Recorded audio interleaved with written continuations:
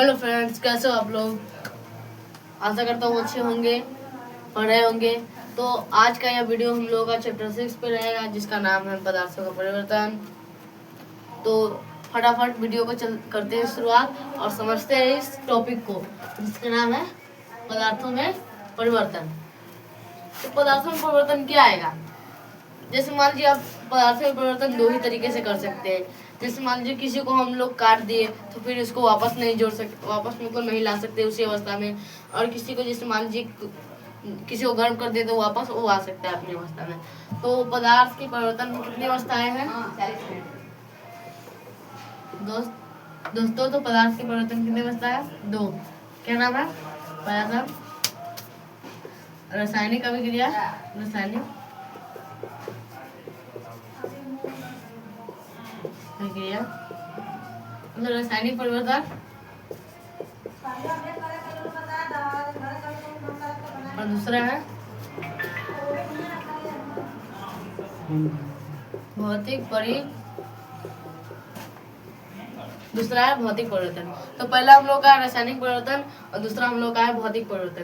तो रासायनिक परिवर्तन में क्या होता है दोस्तों? रासायनिक परिवर्तन में होता है कि जैसे मान लीजिए आप किसी भी, जैसे लकड़ी है, ये एक प्रकार का लकड़ी है, ठीक है।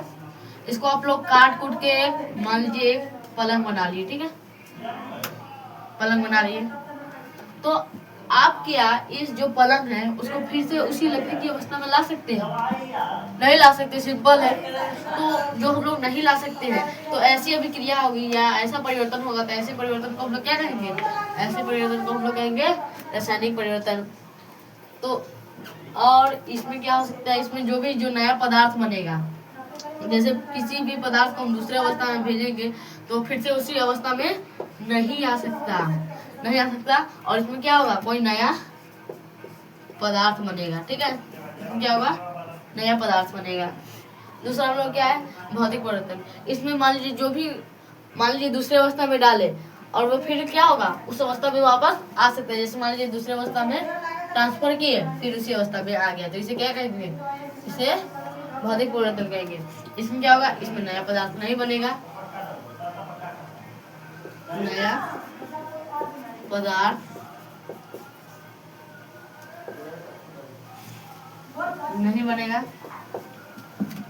नहीं बनेगा, क्योंकि फिर जिस परिवर्तन जा रहा है उसी में आ जा रहा है। जैसे इसका एग्जांपल ले लीजिए, जैसे आप पानी है,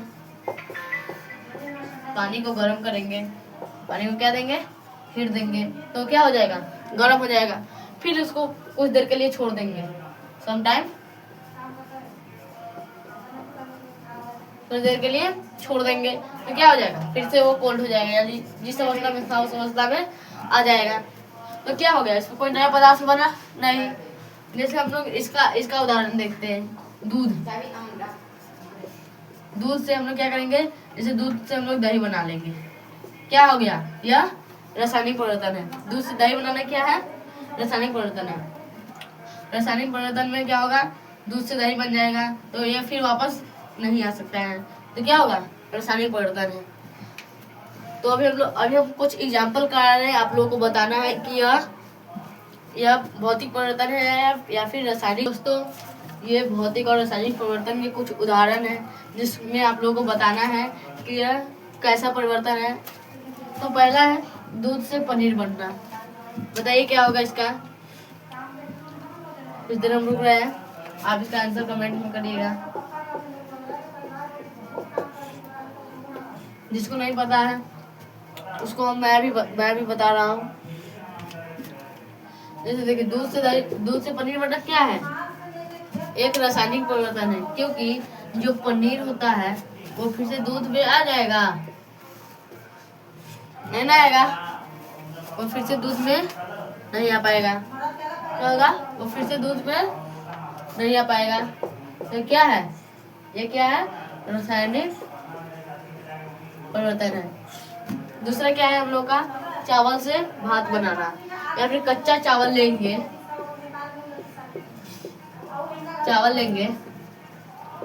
क्या करेंगे? भात बना देंगे, तो क्या है? ये रासायनिक परिवर्तन है। ये भी क्या है? ये भी एक रासायनिक परिवर्तन है, क्योंकि जो भात होता है वो फिर से कच्चा अवस्था में यानी ठोस अवस्था में नहीं आ सकता है। तीसरा हम लोग का आलू को काट कर टुकड़ों में बांटना। जैसे मान लीजिए ये आलू है, ठीक है, और दूसरी तरफ ये आलू के कुछ कुछ टुकड़े हैं। तो क्या हम इस टुकड़ों को जोड़कर फिर से आलू बना सकते हैं? नहीं, हम लोग क्या कर सकते हैं, इसे आलू को नहीं बना सकते हैं। तो क्या है, ये भी रासायनिक बंधन है। अगला है मिट्टी से ईंट बनाना। क्या है? मिट्टी से ईंट बनाना। जैसे मान लीजिए मिट्टी है और इससे हम लोग क्या बना दिए, ईंट बना दिए। फिर से ईंट पक चुका है, फिर से इसको उसी मिट्टी में बदल सकते हैं दोस्तों। इसको उसी मिट्टी में हम लोग नहीं बदल सकते हैं, ठीक है। तो ये भी क्या है, एक रासायनिक बर्तन है। अगला क्या है, ठंडे दूध को गर्म करना।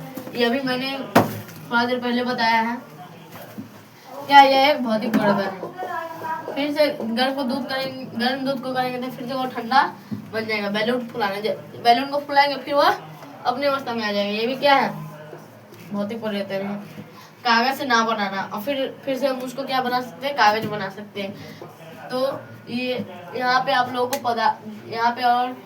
को रासायनिक परिवर्तन और भौतिक परिवर्तन के कुछ उदाहरण के आप लोगों को कंसेप्ट क्लियर हो चुका होगा कि भौतिक परिवर्तन क्या होता है और रासायनिक परिवर्तन क्या होता है। लास्ट टॉपिक है जो अभी हम लोग का है, वाष्पीकरण। क्या है? वाष्पीकरण। तो वाष्पीकरण क्या है, जैसे देख लीजिए कोई भी द्रव लीजिएगा, ठीक है। द्रव मान लीजिए हम पानी का एग्जाम्पल लेते हैं, ठीक है। पानी लीजिएगा, पानी को क्या करिएगा, जैसे मान लीजिए एक पतीला है और यहाँ पे क्या है, कुछ लकड़ी है और क्या मिला है, यहाँ पे हीट मिल रहा है।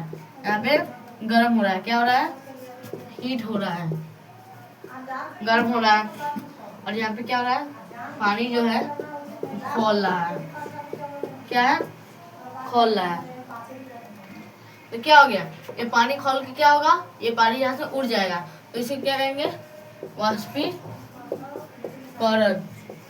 या फिर कैसे भी कर सकते हैं, जैसे आप मान लीजिए आप पानी ले लिए यहाँ पे, ठीक है, और इसको ना सरफेस पे यानी सतह पे, जैसे मान लीजिए आपके जो यहाँ पे आपके पास बरामदा है या फिर आगे पे जो जमीन है वहाँ पे आप इसको गिरा देंगे तो क्या होगा, ये थोड़ा देर में सूख जाएगा। यानी क्या हुआ, पानी का क्या हो गया, वाष्पीकरण हो गया। पानी के लिए मतलब हीट जरूरी है। क्या है, इस थोड़ा सा भी, तो जितना मिले, इसे अधिकतर हीट जरूरी नहीं है। जहाँ पे भी रखे वहाँ पे भी हो सकता है। सूर्य प्रकाश में मतलब जहाँ छत पे रखेंगे तो जल्दी होगा। जैसे मान लीजिए आप रूम के अंदर डालेंगे तो जल्दी नहीं हो सकता है। जैसे मिट्टी वाला सरफेस है तो हो जाएगा, जरूर हो जाएगा, वो पानी को नीचे सोख लेगा। तो क्या होगा, वाष्पीकरण हो गया। तो हम लोग आज चैप्टर 6 को पूरा कंप्लीट कर चुके हैं, जिसका नाम है पदार्थों का मतलब परिवर्तन, पदार्थों में परिवर्तन। इसमें हम लोग बहुत सारे टॉपिक देखे। तो आज का लेक्चर जो है हम लोगों का वो यहीं पे रहेगा। तो दोस्तों आशा करता हूँ कि आप लोगों को यह वीडियो अच्छा से समझ आया होगा, पसंद आया होगा और इसको समझ गए होंगे। तब तक के लिए धन्यवाद।